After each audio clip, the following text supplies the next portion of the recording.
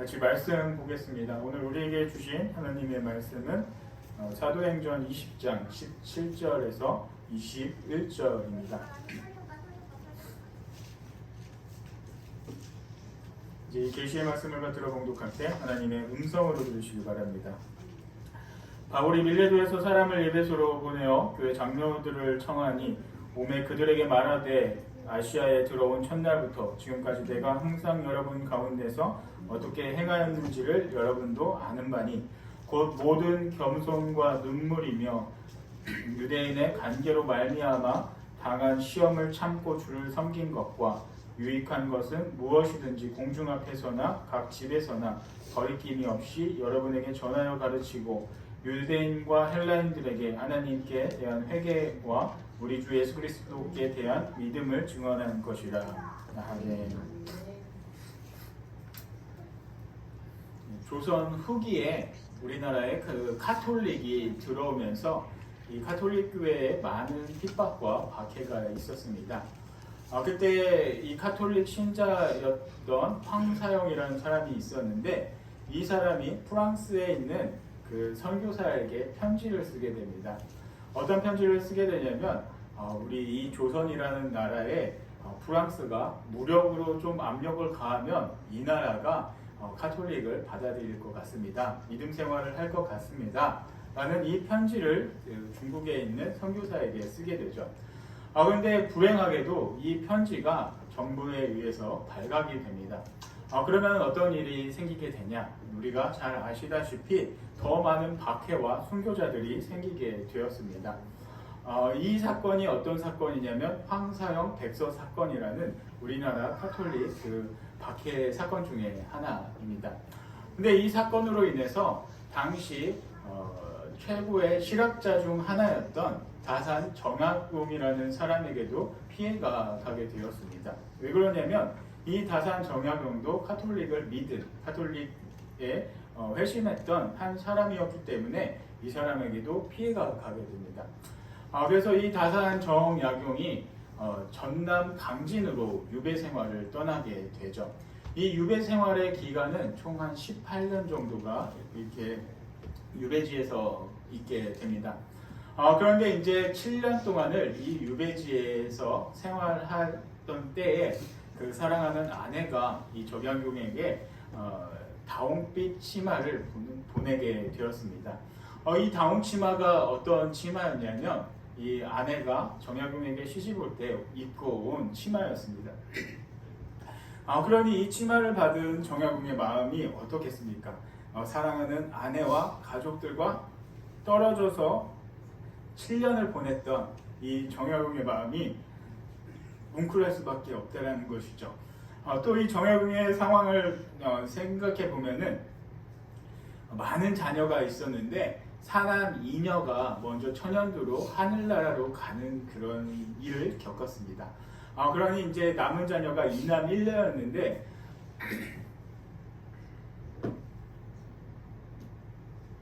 그 사랑하는 가족들과 떨어져서 7년 동안, 그리고 조금 먼 것도 아니고 우리나라 땅끝까지 내려가서 아예 볼 수가 없는 그런 상황에 놓여 있으니 얼마나 애절한 마음이 담겼겠습니까?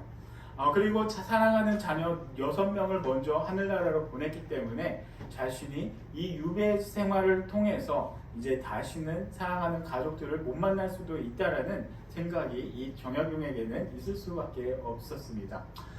그러니 사랑하는 자녀들을 위해서 자신이 해줄 수 있는 게 아무것도 없었다라는 것이죠. 그러다 보니까 그 애절한 마음을 자신이 이 다홍빛 치마에다가 글을 적어서 보내게 됩니다.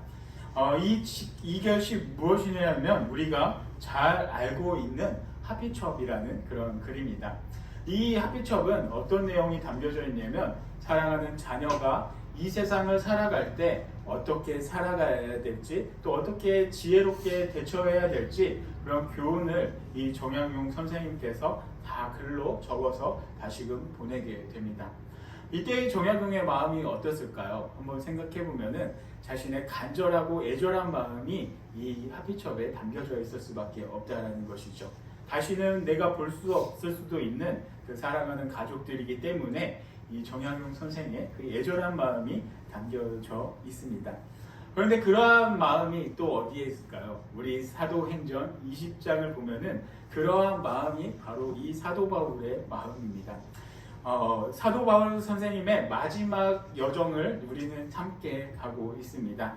지금 20장 17절부터 바울 사도의 그 에베소 교회에 대한 고별 설교를 기록을 하고 있습니다. 이제 그 고별 설교를 보기 전에 우리가 앞서의 내용을 잠깐 말씀을 드려보면은 이 사도 바울 선생님께서 드로아에서 이제 아소로 계속해서 이 예루살렘 교회를 향해서 가는 여정 속에 있습니다. 그런데 드로아에서 아소로 갈 때 많은 무리들을 동료들을 남겨두고 혼자서 걸어갔죠. 그래서 30km 되는 길을 홀로 걸어갔습니다. 그 길을 걸어간 이유는 당신이 이제 인생을 정리하면서 자신에게 주어진 마지막 사역을 정리하기 위해서 하나님과의 그런 독대하는 시간이 필요했기 때문에 그 걸어가는 동안 이 사도 바울은 하나님께 간절하게 처절하게 기도할 수밖에 없었던 시간이었습니다. 그리고 이 길을 걸어가면서 기도하면서 자신의 최종 종착지가 어디인지 바울 사도는 알았을 것이고 이제 이 에베소를 지나갈 때 내가 다시는 이 사람들을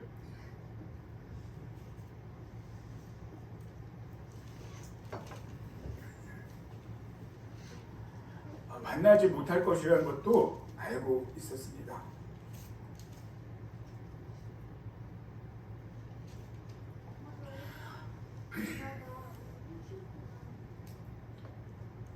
그런데 한번 생각해 보세요. 수년간을 함께 동거동락한 사람을 이제는 다시 못 본다고 생각해 보면 그 마음이 애절할 수밖에 없다라는 것이죠.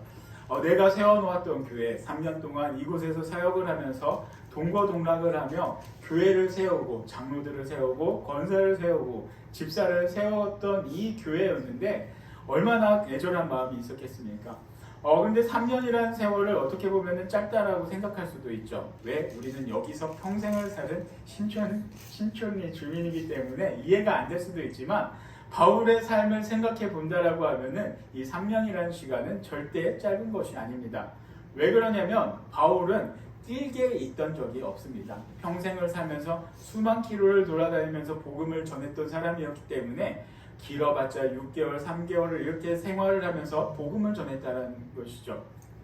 그렇기 때문에 3년은 바울 일생에서 가장 긴 시간이었고 그 시간 동안 먹고 자면서 복음을 전했던 것이 바로 이 에베소 교회였습니다.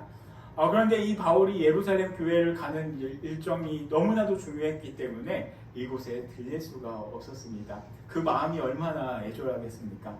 그런데 차마 그냥 지나갈 수가 없어서 바울이 밀레도라는 곳을 지나갈 때 그곳에서 머물면서 이 에베소에 사람을 보냅니다.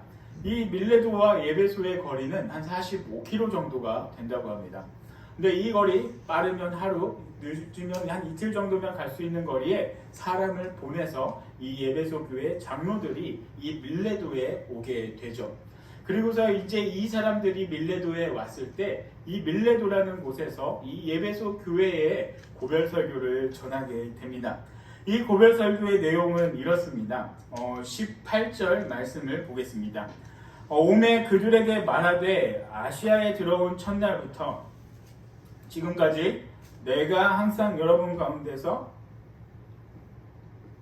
어떻게 행하였는지를 여러분도 아는 바니라고 말씀을 시작하고 있습니다. 이 말 뜻을 우리가 한번 생각을 해보면은 이 장로들, 이제 함께 온 장로들과 이 교회의 처음과 끝을 함께 했던 것을 알 수가 있죠. 그래서 같이 생활하면서 내가 이 에베소에 처음 갔을 때부터 너희가 모든 것을 안다라고 말씀을 하고 있습니다. 그래서 여기 여러분도 아는 바니라고 말씀을 마치고 있는데 여러분도 아는 바니라는 것을 이제 세번역 성경을 찾아보면은 잘 안다라고 말씀을 하고 있죠. 원문을 찾아봐도 자세히 알고 있다라는 의미로 이 말씀은 기록이 되어 있습니다.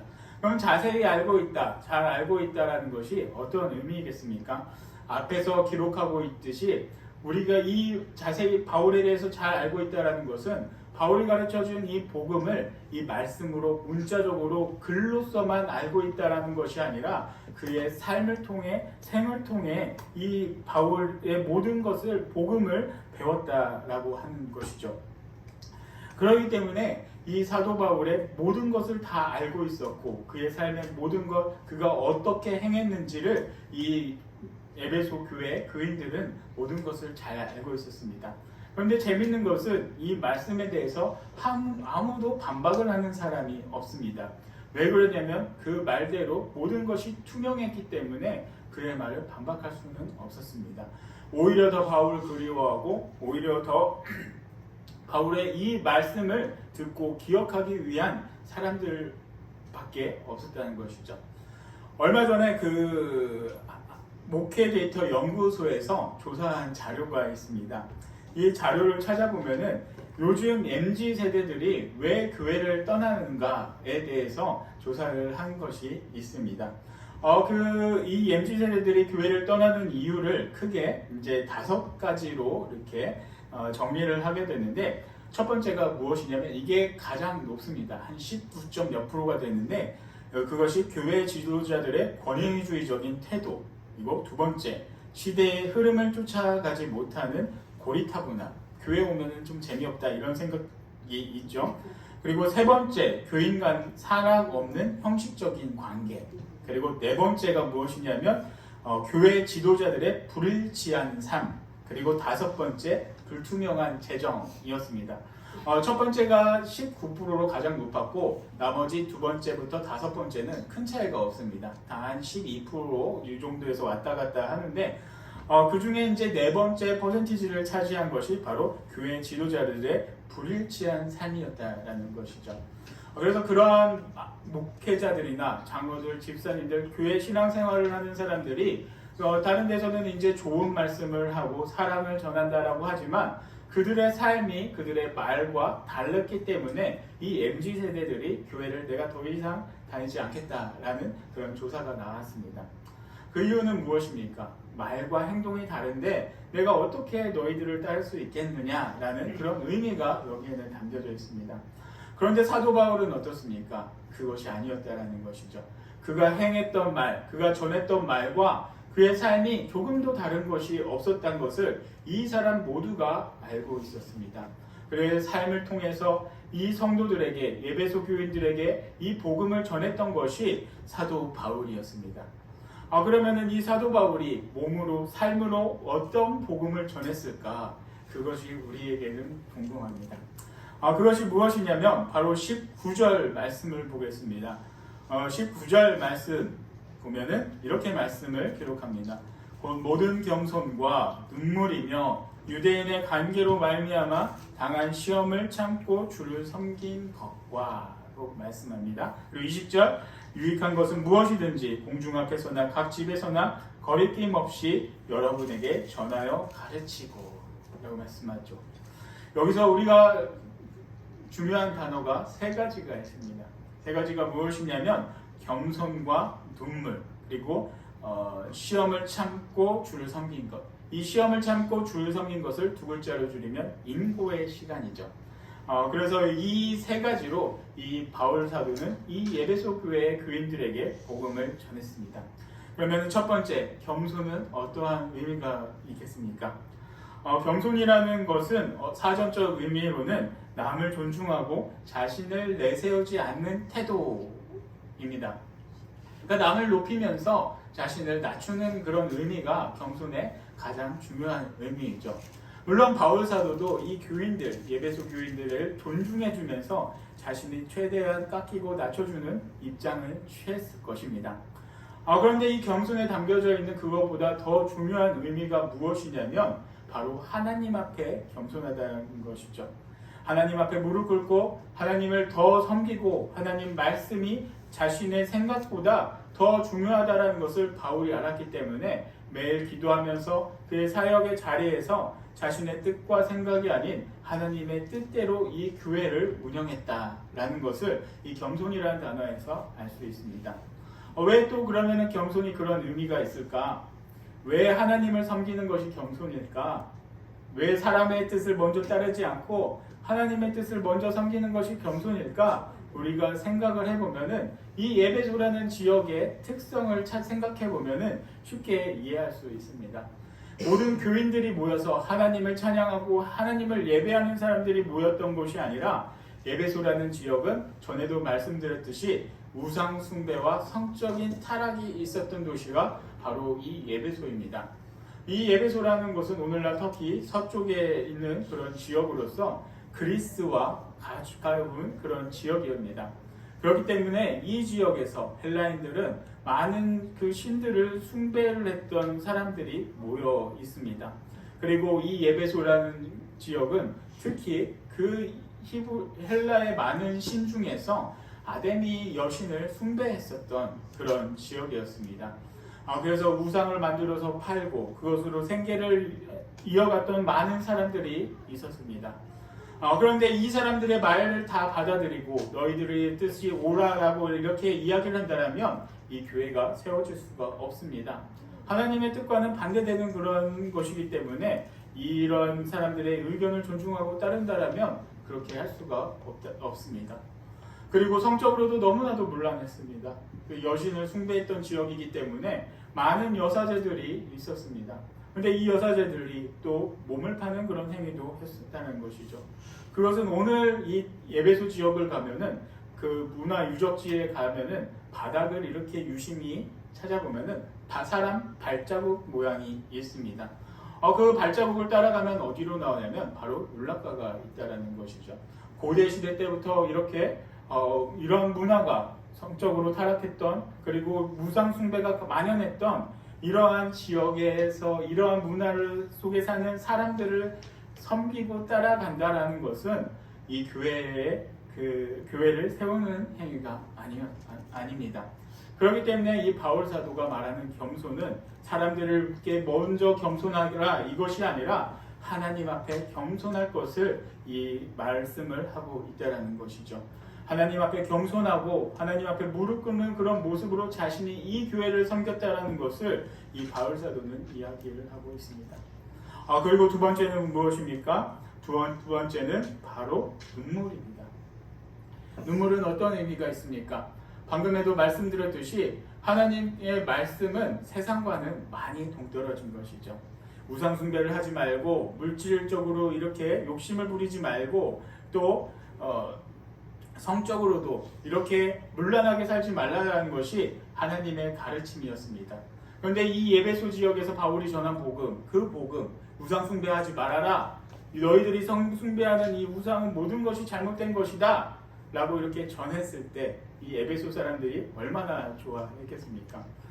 이 사건으로 인해서 바울은 심한 소동을 겪게 됩니다. 우리가 전에 앞서서 이렇게 보았듯이 더메드리오라는 은장이가 이제 한 해를 정산하면서 자신의 소득이 감소한 것을 깨닫게 됩니다. 그러다 보니까 이 자신의 소득이 떨어진 이유를 생각을 해보니까 이 사도 바울 때문이라는 것이죠. 왜? 바울이 전한 복음이 이들에게 방해가 되었기 때문입니다. 하나님을 숭배하고 하나님만을 찬양하고 하나님만을 예배해야 되는데 이런 잘못된 우상을 만들고 파는 것이 잘못된 것이다 라는 말을 전하고 있는 바울에게 화살이 날아가게 됩니다. 그래서 큰 폭동이 일어나게 됩니다. 그때 많은 그리스도인들과 바울에게도 그 피해가 갈 수밖에 없었습니다. 그때 바울의 심정이 어떻겠습니까? 너무나도 고통스럽고 절망스럽고 너무나도 힘든 시간이 될 수밖에 없습니다. 그리고 그렇게 힘든 시간, 고통의 시간 어떻습니까? 그럴 때 이 사도 바울은 정말로 눈물 어린 기도를 할 수밖에 없다는 것이죠. 그리고 또 우리가 하나님의 일을 하면서도 정말 이 많은 바울처럼 어렵고 힘든 때가 너무나도 많이 있습니다. 그때 우리가 어떻게 해야 되느냐? 바로 이 눈물 어린 기도밖에 없습니다.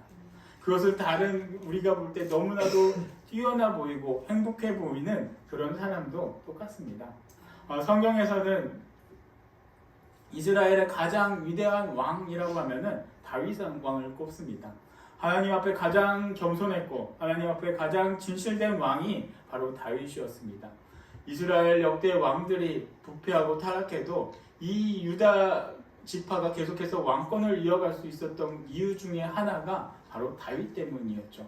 그만큼 하나님 앞에 겸손하고 하나님 앞에 찬양하고 나아가기를 원했던 그 사람이 바로 다윗 왕이었기 때문에 다윗을 통해서 바로 이 왕권을 계속해서 이어나갔습니다. 우리가 아시다시피 예수님도 이 유다 지파였습니다. 왕으로 오실 예수님, 그것이 예수님도 이 유다 지파였습니다. 그 이유가 바로 다윗이었습니다. 그런데 다윗은 시편 32편에서 이렇게 말씀하고 있습니다. 내가 입을 열지 아니할 때 종일 신음함으로 내 뼈가 쇠하였도다. 주의 손이 주야로 나를 누르시오니 내 진액이 빠져서 여름 가뭄에 마름같이 되었나이다 라고 고백합니다. 이 말씀은 무엇입니까? 하나님 앞에 정직해 보이고 정말 순수하고 우리가 그렇게 생각했던 이 다윗 왕에게도 하나님으로부터 너무나도 큰 괴로움과 고통이 있었다는 것이죠. 그래서 어떤 고통이냐면 내 진액이 다 빠져서 마름같이 라는 표현을 쓸 정도로 너무나도 고통스러운 것을 고백을 하고 있습니다. 그렇습니다. 우리가 이렇게 하나님의 일을 하면서도 고통스러운 것은 바로 그것 때문입니다. 우리가 이 세상을 살아갈 때 반대되는 하나님의 뜻 그리고 하나님의 가르침이 세상을 섬기라는 것이 아니라 세상에 반대되는 것을 우리가 살아가야 하기 때문이죠. 마태복음 6장 20절에서 예수님께서는 또 이렇게 말씀하십니다. 오직 너희를 위하여 보물을 하늘에 쌓아두라. 거기는 좀이나 동록이 헤아지 못하여 도둑이 구멍을 뚫지도 못하고 도둑질도 못하느니라 라고 말씀합니다. 그것이 우리가 믿는 이 예수님의 가르침, 그 하나님의 말씀이라는 것이죠.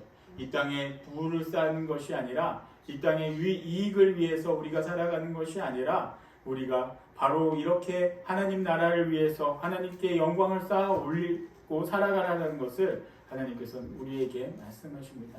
그렇기 때문에 우리에게는 눈물이 있을 수밖에 없습니다. 그러면 이런 눈물은 여기서 끝이겠습니까? 그것이 바로 세 번째 인고로 이어집니다. 바로 마태복음 6장에서도 말씀하셨듯이 바로 우리의 이 삶을 하늘나라에 쌓아둘 때 우리가 하늘나라에서 하나님의 큰 상급을 받는다는 것이죠. 우리가 살고 있는 이 땅은 잠깐 지나가는 삶이지만 우리에게 하나님을 믿고 예수님을 믿는 우리에게는 하늘나라의 영원한 그러한 나라가 우리에게 있습니다. 그래서 우리가 인고를 통해서 이 모든 과정을 겪을 때 바로 우리를 하나님께서 기뻐하여 주시고 하나님의 자녀가 되고 그리고 하나님께서 우리에게 나중에 큰 상급을 우리에게 주신다는 것을 말씀하고 있습니다.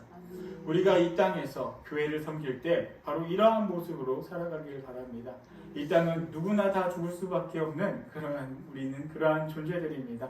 그러면 우리가 이 땅에 살아갈 때, 교회를 섬길 때, 그리고 우리가 우리 삶을 살아갈 때 바로 이러한 모습으로 겸손한 모습으로 세상과 조금 부딪히더라도 하나님 앞에 겸손하고 하나님 앞에 무릎 꿇는 그런 우리들이 되기를 바랍니다. 그리고 그때 우리가 눈물을 흘리면서 기도하는 우리들이 되기를 바랍니다. 그리고 참고 이 모든 과정을 이겨냄으로써 우리가 정말 하나님께서 주시는 귀한 상급을 누리고 하나님의 그런 귀한 자녀가 되는 그런 은혜를 누리는 우리 모든 신촌교회 성도님들이 되기를 축복합니다. 같이 찬양 부르시겠습니다.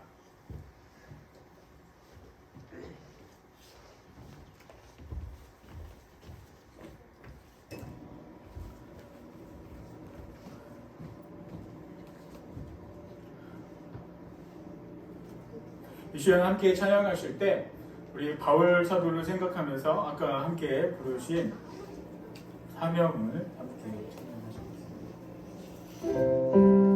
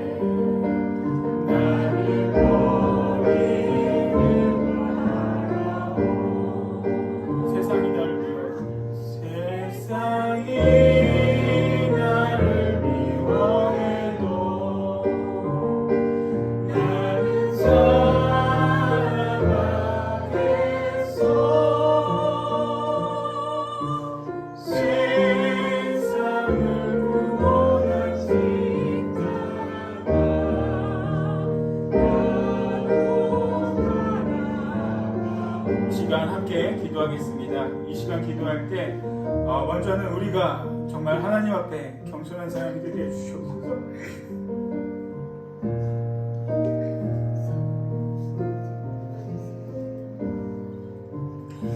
세상을 따라가는 것이 아니라 오직 하나님 아버지 뜻만 따라갈 수 있는 우리들 될 수 있도록 아버지 하나님 함께 달라고 기도해 주시고, 그리고 우리가 이 세상을 살아갈 때 정말 하나님 뜻 가운데 살아갈 때 힘든 일이 생길 때마다 주님께 눈물을 흘리면서 기도할 수 있는, 그리고 주님의 뜻을 찾아갈 수 있는 우리가 되게 해달라고, 그리고 그런 모습으로 인해서 우리가 정말 믿지 않는 자녀들에게 정말 사랑으로 정말 예수 그리스도를 전할 수 있는, 몸으로 삶으로 전할 수 있는 우리가 될 수 있게 해달라고, 아버지 하나님 함께 해달라고 이 시간 함께 기도드리겠습니다. 기도하겠습니다. 아버지 하나님 감사합니다. 저희들 삶 가운데 함께 해주시고 저희들이 주님을 믿고 주님을 계속 나아갈 수 있도록 인도해 주시면 감사드립니다. 하나님 아버지, 이 시간 저희들 간절히 기도할 때 저희들이 먼저는 겸손하게 주님 앞에 무릎 꿇고 나아갈 수 있는 저희들 될 수 있게 해주시옵소서. 세상에 무릎 꿇을 것이 아니라 아버지 하나님 뜻 가운데 무릎 꿇을 수 있는 저희들 될 수 있게 해주시옵소서. 세상에 무릎 꿇지 않고 오직 주님 앞에 무릎 꿇고 살아갈 수 있는 저희들 될 수 있도록 주님께서 역사해 주시옵소서. 하나님 뜻 가운데 살아갈 수 있는 저희들 될 수 있도록 주님 역사해 주시옵소서. 하나님 아버지, 그러한 삶이 때로는 저희들의 삶 가운데 어려움과 핍박과 반란이 있을 수도 있습니다. 아버지 하나님, 그때마다 더욱더 눈물로 주님 앞에 기도하며 살아갈 수 있는 저희들 될 수 있게 해주시옵소서. 날마다 주님 앞에 찬양하며 눈물로 기도함으로써 저희들을 통해서 이 지역 가운데 믿지 않은 가족들 가운데 하나님 아버지 예수 그리스도의 복음에 예수 그리스도의 사랑을 전할 수 있는 우리들 될 수 있도록 저희들이 될 수 있도록 아버지 하나님 역사해 주시옵소서. 성령님 저희들을 주장하여 주시옵시고 저희들 뜻대로 살아가지 않도록 주님께서 역사하여 주시옵소서. 아버지 하나님 말씀으로 온전히 살아갈 수 있도록 주님 도와주시옵소서. 인구의 가정이 올 수도 있습니다. 아버지 하나님, 그러면 이 땅에 잠시 지나가는 이 땅 가운데서 저희들이 많은 축복과 사랑을 불만치 않습니다. 오직 하나님 아버지 만져주심과 위로를 따라가며 살아갈 수 있는 저희들 될 수 있도록 주님 역사하여 주시옵소서. 저희들이 바울처럼 예수님처럼 삶으로 복음을 전할 수 있는 저희들 될 수 있게 해주시옵소서. 아버지 하나님 역사해 주시옵소서. 주님께서 지켜주시옵소서.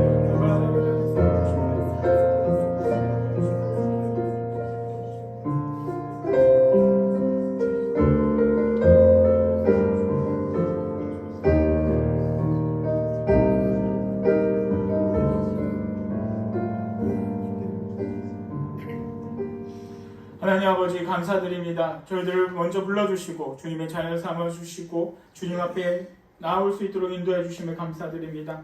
하나님 아버지, 예수님께서 그러셨던 것처럼, 사도 바울이 그랬던 것처럼 저희들이 겸손과 또 눈물과 인고로서 복음을 전하게 해주시고 예수님의 사랑으로 믿지 않는 사람들을 사랑하게 해주시고 그 사람들에게 복음을 전할 수 있는 저희들이 되게 해주시옵소서. 입으로만 말로만 복음을 전하는 자들이 되지 않게 해주시옵소서. 삶을 통해 저희들의 생을 통해 예수님을 전할 수 있는 그런 십자가의 전달자가 될 수 있도록 하나님 아버지 저희들의 삶을 주장하여 주시옵소서. 아멘. 모든 것 감사드리며 예수 그리스도 이름으로 기도드리옵나이다. 아멘.